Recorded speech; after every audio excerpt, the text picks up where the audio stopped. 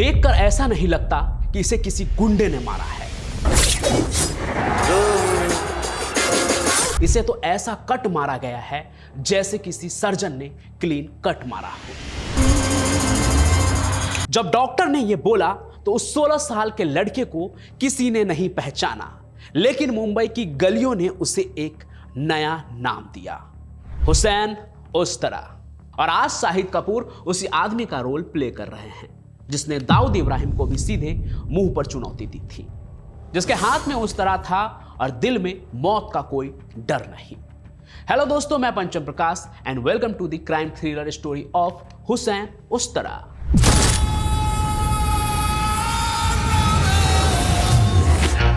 शाहिद कपूर का वो dark rough अंदाज और हाथ में उस्तरा। और रोमियो का टीजर देखते ही एक बात तो साफ हो गई, ये कोई मामूली लव स्टोरी नहीं है। क्योंकि इस फिल्म का कैप्टन कौन है ये देखिए, यानी कि डायरेक्टर विशाल भारद्वाज, वही जिसने हमें हैदर की कश्मकश दी, ओमकारा का जुनून और मकबूल की डार्कनेस दी है। और याद है ना क्राइम वर्ल्ड की वो कल्ट फिल्म सत्या। मुंबई का किंग कौन? वीकू महात्रे। मतलब साफ है कि ओ रोमियो एक ऐसा फुल ऑन क्राइम थ्रिलर होगा जहां इसका चस्का भी होगा और अंडरवर्ल्ड की कड़वाहट भी। पर असली सवाल यह है कि क्या यह फिल्म सच में उस हुसैन उस्तरा की कहानी है, उस शख्स की जिसने दाऊद के हथियार के ट्रक लूटे, उसके धंधे पर डाका डाला और उसकी हिट लिस्ट में टॉप पर आकर भी अपनी मर्जी से जिया। चलिए आज आपको बताते हैं उसी बंदे की असली कहानी, हुसैन उस्तरा की कहानी, जिस पर शायद ओ रोमियो फिल्म आने वाली है।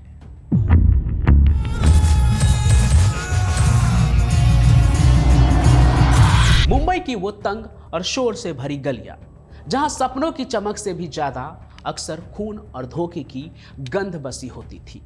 इस भीड़ भाड़ के बीच में एक लड़का अपनी जगह बनाने की जद्दोजहद में लगा था। नाम था हुसैन शेख।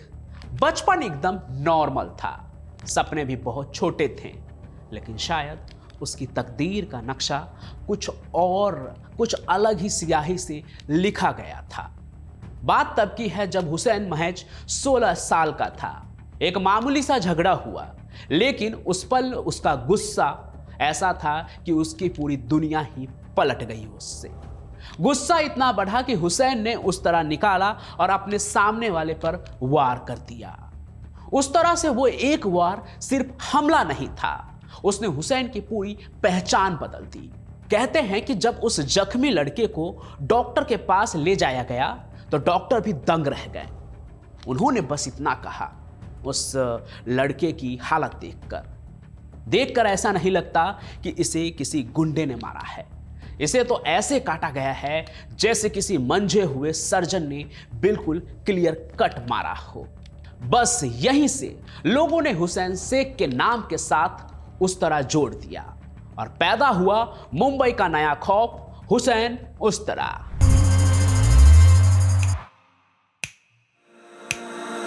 पाय धोने की गलियों में उसका सिक्का चलने लगा। हुसैन का अपना एक छोटा सा गैंग था जो हर तरह के गैर कानूनी कामों में माहिर था। लेकिन इस गैंग की एक बात सबसे अलग थी। हुसैन की फौज में ज्यादातर वो लोग थे जो दुनिया की नजर में डिसेबल थे, पर हुसैन ने उनमें वो खूबियां ढूंढ निकाली थी जो किसी भी तंदुरुस्त सिपाही में नहीं थी। उसके गैंग्स में लोग कहने को तो उनके गुर्गे थे, लेकिन वो ऐसे जीनियस थे जो क्रॉस कनेक्शन वाले कॉल से लोगों की जन्मपत्री निकाल लेते थे। कुछ ऐसे भी थे जो बहुत दूर बैठकर बिना कुछ सुने सिर्फ सामने वाले के होठों की हलचल से, यानी कि लिपसिंग से पूरी बात समझ लेते थे। दुश्मनों की प्लानिंग जानने का ये उनका अपना एक जादुई तरीका था, कुछ मैजिकल था। हुसैन इसी टीम के साथ वसूली, धमकी और जरूरत पड़ने पर कत्ल भी बेधड़क करता था। हुसैन अपनी शर्तों पर जीता था और झुकना तो उसके खून में था ही नहीं। मुझे नहीं पता हुसैन उस्तरा के बारे में ये सारी चीजें आपको फिल्म में दिखाई जाएगी या नहीं। जब फिल्म आएगी तो देखकर आप बताइएगा जरूर कमेंट में। खैर हम कहानी में आगे बढ़ते हैं।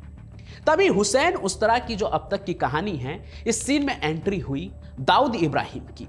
दाऊद उस वक्त अपना नेटवर्क फैला रहा था, छोटे बड़े गैंग्स को अपने साथ जोड़ रहा था। जो साथ आए वो ठीक, जो नहीं आए उन्हें रास्ते से हटाना दाऊद का स्टाइल था। जब दाऊद के आदमियों ने हुसैन से हाथ मिलाने का ऑफर दिया तो हुसैन ने बिना पलक झपकाए मना कर दिया। उसे किसी के अंडर होकर काम करना मंजूर नहीं था। यहीं से शुरू हुई दुश्मनी, जो जल्द ही एक जबरदस्त गैंग वॉर में बदल गई। हुसैन उस तरह ने सीधा दाऊद के धंधों पर हाथ डालना शुरू कर दिया। उसने दाऊद के सबसे बड़े कारोबार यानी कि हथियार की तस्करी पर चोट की। नेपाल से आने वाली इलीगल वेपन्स के कंसाइनमेंट को हुसैन बीच रास्ते में ही रोक लेता था। वो दाऊद के ट्रकों को लूटता और उसके गुर्गे को खुलेआम मैसेज भेजता। मुंबई सिर्फ दाऊद की नहीं रही, अब यहां हुसैन उस तरह का भी खौफ चलेगा। यह दाऊद के लिए एक सीधा चैलेंज था, जिसे अंडरवर्ल्ड में बर्दाश्त करना नामुमकिन था। हुसैन उस तरह अब दाऊद की हिट लिस्ट में टॉप पर था। उसी दौरान एक और चेहरा सामने आया, अशरफ खान, एक नॉर्मल सी दिखने वाली औरत जो बाद में सपना दीदी के नाम से मशहूर हो गई। उसका पति महमूद कालिया कभी दाऊद के लिए काम करता था, लेकिन दाऊद की ही मुखबिरी पर वो पुलिस इनकाउंटर में मारा गया जब वो दुबई से कहीं बाहर से मुंबई में आया था और अशरफ उसका इंतजार कर रही थी एयरपोर्ट के बाहर, और इसी वक्त उसका इनकाउंटर करके उसके आंखों के सामने से उसे ले जाया गया।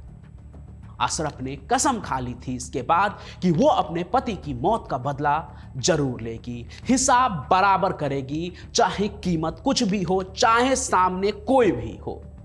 बदले की तलाश में अशरफ पहले अरुण गबली के पास गई, लेकिन गबली ने यह कहकर उसका रिक्वेस्ट ठुकरा दिया कि वो एक खास मजहब की औरत पर भरोसा नहीं कर सकता। आप समझ सकते हैं कि उस समय जो मुंबई का दौड़ था राइट्स और इन सब के बाद, उसके बाद गबली एक हिंदू गैंगस्टर की तरह उभरा था और उसने सीधे सीधे मना कर दिया कि अशरफ जिस कम्युनिटी से आते हैं वैसे लोगों पर वो भरोसा नहीं कर सकता, और उसने अशरफ के रिक्वेस्ट को सीधे सीधे ठुकरा दिया। कहते हैं इसके बाद ही अशरफ ने बुर्का उतार फेंका और सपना बन गई। फिर वो पहुंची दाऊद के सबसे बड़े सिरदर्द यानी हुसैन उस तरह के पास। शुरुआत में हुसैन ने सपना की बातों को सीरियसली नहीं लिया। उससे लगा कि ये भी रोज आने वाली कहानियों में से एक है, इसका कोई अपना मर गया तो अब ये आ गई बदला लेने के लिए। ना जाने दाऊद के पीछे कितने लोग हैं ऐसे जो आंसू बहाते हैं, गुस्सा दिखाते हैं, और फिर एक मोमेंट आता है जब डर के पीछे हट जाते हैं। लेकिन सपना की आंखों में जो जिद और पागलपन था दाऊद को मारने के लिए, उसने हुसैन को सोचने पर मजबूर कर दिया कि इसकी मदद की जाए या नहीं। जब हुसैन को यकीन हो गया कि यह औरत सच में दाऊद को तबाह करना चाहती है, तो उसने उसे ट्रेन करना शुरू कर दिया। उसने सपना को मार्शल आर्ट सिखाया, हथियार चलाने की बारीकियां बताई और उसे एक जिंदा बम की तरह तैयार किया। सीधे शब्दों में कहूं तो हुसैन ने मुंबई अंडरवर्ल्ड की दुनिया में एक लेडी डॉन तैयार कर दिया। अब तक जो काम हुसैन अकेले करता था, अब वो सपना के साथ मिलकर वो काम करने लगा। उन लोगों ने दाऊद के नेटवर्क की नींव हिला दी। सपना दाऊद के ठिकानों पर जाकर जासूसी करती और सारी जानकारी हुसैन को देती। कभी कभी तो ये लोग पुलिस को टिप देकर दाऊद के माल पर छापा भी पड़वा देते थे। मशहूर राइटर हुसैन जैदी के मुताबिक हुसैन जितना खूंखार था उतना ही रसीक मिजाज भी था। उसके पास कई टेलीफोन लाइंस हुआ करते थे, एक धंधे के लिए, दूसरा घर के लिए और तीसरा पुलिस को टिप देकर पैसे बनाने के लिए। और एक खास फोन भी उसके पास सिर्फ इसलिए होता था ताकि वो अपने आशिकी को चला सके, जिससे वो अपनी गर्लफ्रेंड से घंटों बातें करता था। एकदम रसीक मिजाज का आदमी था वो। कहते तो ये भी है कि भले ही हुसैन आशिक मिजाज था, लेकिन उससे मिलना हर किसी के लिए आसान नहीं होता था। खुद सपना दीदी भी जब हुसैन से पहली बार मिलने गई तो सीधे ऐसे नहीं कि हुसैन से मिलना है, वो एक सेक्स वर्कर के तौर पर, एक फेक सेक्स वर्कर बनकर हुसैन से मिलने गई और वहां उसने अपने धंधे की बात की और इस तरह से उनकी दोस्ती हुई। दोनों का साथ अगले कुछ महीनों तक चला और दाऊद की हर चाल नाकाम होने लगी। दाऊद समझ गया था कि ये सब कुछ हुसैन और सपना का खेल है, पर कहते हैं ना, हर कहानी में एक मोड़ आता है। सपना और हुसैन की राहें अलग हो गई क्योंकि हुसैन को सपना से प्यार हो गया था, लेकिन सपना का मकसद सिर्फ बदला था। बाद में छोटा शकील के लोगों ने सपना दीदी को मौत की घाट उतार दिया क्योंकि उन्हें पता लग गया, कहीं से उनका नेटवर्क भी तगड़ा था, उन्हें पता लग गया कि सपना जो है दाऊद को दुबई में मारने की प्लानिंग कर रही है। और यहीं पर अंडरवर्ल्ड का वो नियम टूटा जहां पर गैंग वॉर के बीच एक औरत को मौत के घाट उतारा गया इंटेंशनली। लेकिन दाऊद के लिए असली कांटा अब भी हुसैन उस तरह ही था। 1994 में सपना के जाने के बाद हुसैन के खात्मे की प्लानिंग शुरू हुई।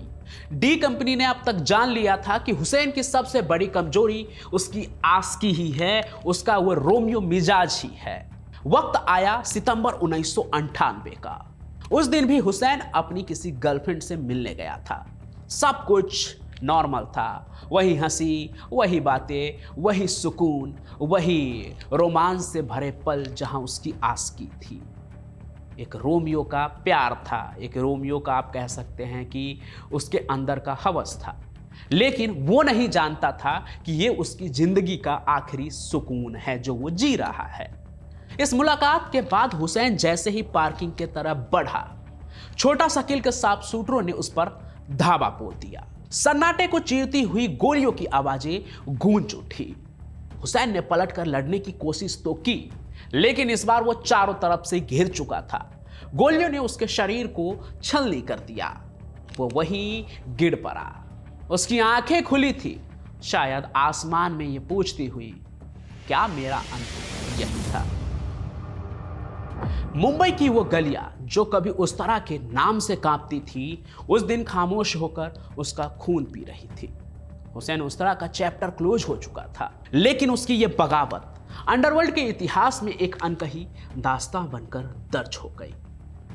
आज उसी दास्तां को डायरेक्टर विशाल भारद्वाज बड़े पर्दे पर उतार रहे हैं, जहां शाहिद कपूर अपने किलर अंदाज में नजर आएंगे। देखकर रोमांच तो बड़ा आ रहा है। मूवीज देखना और खास करके क्राइम थ्रिलर मूवीज देखना मुझे भी काफी पसंद है, लेकिन ट्रेलर को देखकर मुझे थोड़ा सा डाउट होता है कि क्या ये पूरी कहानी जो इस ओ रोमियो फिल्म की जो पूरी कहानी होगी, क्या वो हुसैन उस तरह की ही कहानी है?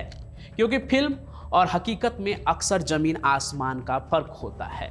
फिल्मों में अक्सर इन किरदारों को हीरो की तरह ही पेश किया जाता है, जैसा दाऊद और हाजी मस्तान के साथ हुआ था। Once upon a time in Mumbai में तो हाजी मस्तान को मरता हुआ भी दिखाया गया था गोली से, असल में ऐसा कुछ हुआ नहीं था। एट द एंड सच यही है कि यही वो लोग हैं जिसकी वजह से मुंबई की सड़कें बेगुनाहों के खून से लाल हुई थी। बाकी जो बीत चुका है उसकी तो हम बस बातें कर सकते हैं, और यही कहूँगा कि फिल्मों को सिर्फ इंटरटेनमेंट के तौर पर लेना चाहिए, ना कि उससे इंस्पायर होकर क्राइम की दुनिया को ग्लैमर से भरा हुआ समझना चाहिए, क्योंकि यहाँ पर सिर्फ दो ही रास्ते हैं, या तो पुलिस की गोली या तो जेल की चारदीवारी। आप पॉलिटिक्स में चले जाएं तो वो बात अलग है। यही हमारे देश की अभी जो है करंट सिचुएशन है। खैर, इन सभी बातों से अलग आप क्या सोचते हैं वो भी ज़रूर बताइएगा। अगर ये कहानी आप काफ़ी समय बाद देख रहे हैं, जब फिल्म आ चुकी है, तो फिल्म देखने के बाद आपको क्या लगता है वो भी राय ज़रूर दीजिएगा। बाकी मैं पंचम प्रकाश अपनी कहानियों के साथ हाजिर होता रहूँगा। आपसे जाते जाते फिर से वही बात कहूँगा कि अगर आप मेरी ये बात सुन रहे हैं तो आप सभी का बहुत बहुत धन्यवाद। आप कहाँ से ये कहानी देख रहे हैं और आपका नाम क्या है वो कमेंट जरूर कीजिए, ताकि मुझे पता चले कि अंत तक जो मेरी कहानी देखते हैं वो लोग कौन हैं, और आपका क्या फीडबैक है वो भी जरूर लिखिएगा कि आप आगे और अब कैसी कहानी चाहते हैं। हम फिर मिलेंगे, तब तक के लिए स्टे अलर्ट एंड सेफ। जय हिंद, जय भारत।